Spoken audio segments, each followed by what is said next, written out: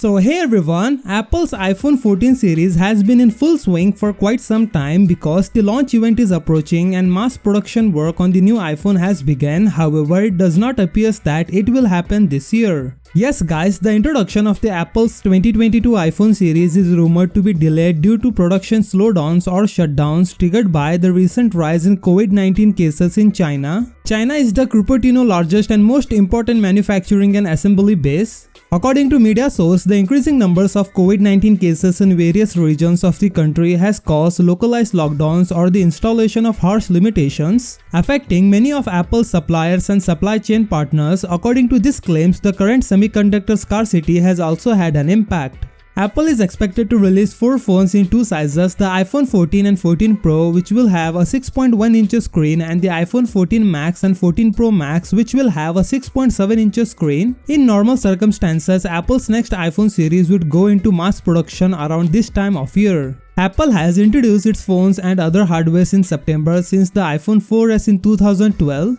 The only exception were in 2017 when the iPhone X was announced in September but not released until November, in 2018 when the iPhone XR was announced in September but not released until the following month, and in 2020 when COVID-19 delayed the release of the iPhone 12 series by at least a month.